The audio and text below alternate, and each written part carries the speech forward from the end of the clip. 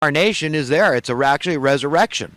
When every single atom, I mean, better than they ever were, exponentially, a million, inconceivably, okay, infinitely better our atoms can be, so that they're imperishable. We are become imperishable beings, cannot be threatened by anything. Is that beyond the pale of your imagination? No. We can all imagine that body. It's not that hard. It just means it can't be this solid. Does it mean that it's not going to be as real? Not at all. We can have all our senses. Maybe there'll be some new ones. Who knows what it's going to be like? But Jesus talks about it at the end of the age, the beginning of a new age, the renewal of all things, and he spells out certain things. The whole predator and prey paradigm is gone. The sun's not too bright. It's never dark. It's never too cold. It's never too hot. No more natural disasters. Nothing bad. No more thorns on a rose. No more stinging insects and snakes biting you or anything like that. Nothing bad. Basically, it's all gone. Swallowed up. Death itself swallowed up in victory.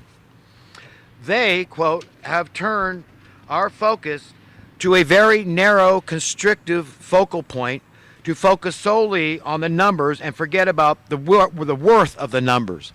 You know, this is about economics, about talking about progress, how to define progress. Yeah, the worth of the numbers. Let's talk about the worth of the numbers, not the numbers themselves. Okay? Because when the cost of living goes up, you might say, well, it's good for anybody that possesses those particular commodities. Well, let's talk about those that it's hurting, for crying out loud. That's where honesty comes in. There's no intellect involved. A little kid can understand this stuff, folks. Let's get honest. Let's get real.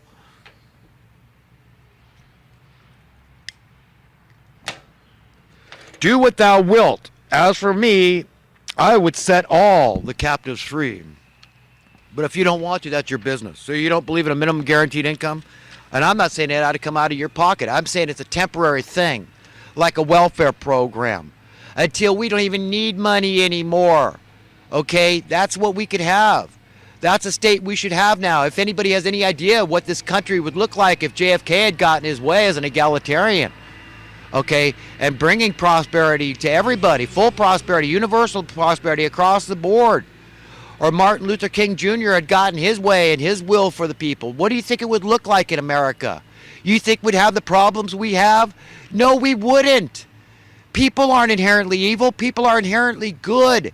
They get turned evil. They're getting turned like they're money masters of misery. They're being rendered into their image and likeness. That's what they want. But they don't want to let them into their special club like George Carlin said. No. They just want biological automatons, slaves, basically. Just shut up. Don't talk back. Don't sting our ears. Be good little minions, and we might let you live after we get rid of 90+% of the people on Earth. That's their will. You tell me that's not vile? You tell me that's not evil?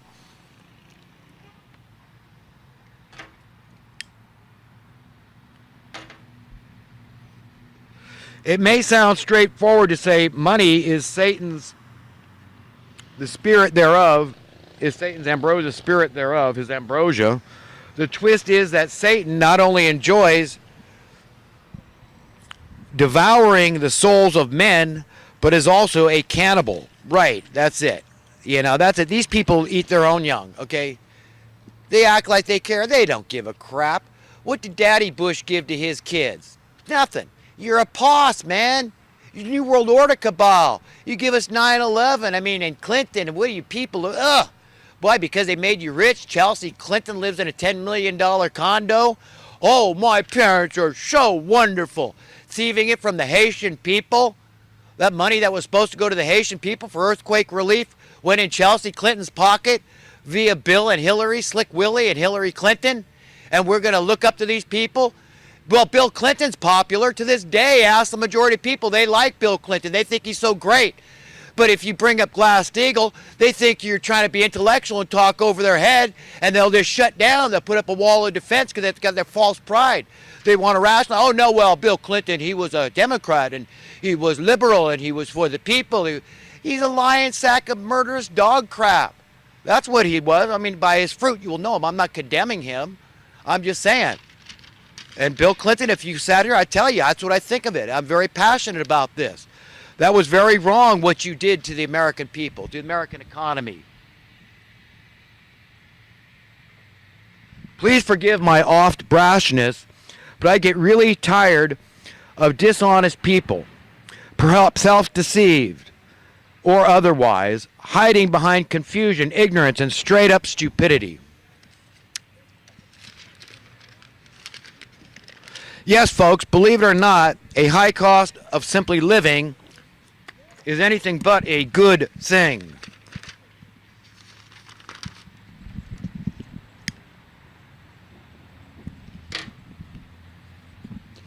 If you too are a disgruntled, true free market supply and demand capitalist like myself, you too seek viable solutions to the scourge that is sold as capitalism, when in fact it is even less than whole cloth economic fascism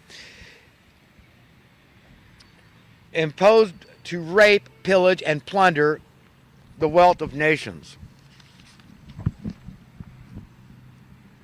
Yes, and I should have added, to keep humanity enslaved in perpetuity. Humans have a nearly ubiquitous propensity to rationalize our thought processes. This tendency is primarily induced by monetary insecurities in order to defend our own perceived self-interest. That's right. People hang on to their self-deception because they think their own self-interests are at stake, when they're not. I'm not a threat to anybody. I'm not taking anything from anybody. I'd have all taxes voluntary. Does that sound like a fascist? Does that sound like a socialist? Does that sound like a communist to you? Oh, no. No. Nobody can ever accuse me of that.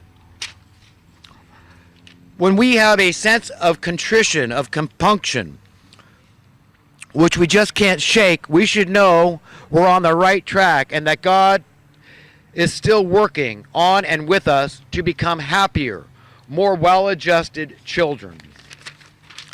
How to know if something is actually there when you cannot see it? By scientifically proving it beyond any rational doubt. We know that gravity is there. We know electricity is in the air. We know oxygen is in the air. We know that these things are very important, vital to our existence, and very powerful forces that are invisible, yet they're there. Anyone could put two and two together and figure out that in order to be truly happy, we must be totally free, not partially free, and not some of us exclusively free. Okay? It's not an exclusive prerogative privilege, okay? It's got to be for everybody. It's imperative to the globalist evil-doing agenda to maintain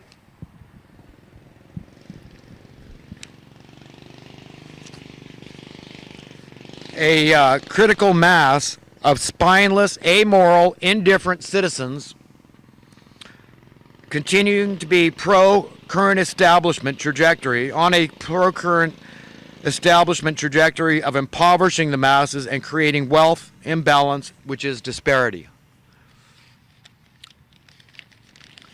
Yeah, they need that critical mass of people that, you know what? It's not a majority, a critical mass, but it's enough to get the job done. And they're walking that tightrope right now. It is of greatest curiosity to me why it is that every person in their right mind values this invisible, non-tangible entity known as our soul infinitely more than gold, silver, money, or anything else in this world. That is an awesome phenomenon of the human condition. Okay, that is a beautiful, godly instinct we all have. A universally prosperous society would result in a kinder, safer civilization and would be incalculably cheaper. No one could prove that statement wrong. Satan, or the spirit thereof, has never tolerated a state of absolute freedom for all humanity. It's always selective, given to sadistic suck-ups, miscreants, miscellaneous miscreants, minions, and sundry sycophants of the establishment. There are many good reasons to do as it is written and to have no faith in the flesh or other carnal, meat-like, worldly enticements. Among those aforementioned good reasons, at the top of the list must be our very salvation. That is the place, the realm, the situation, the reality we are found worthy and deserving of inheriting when we leave this plane.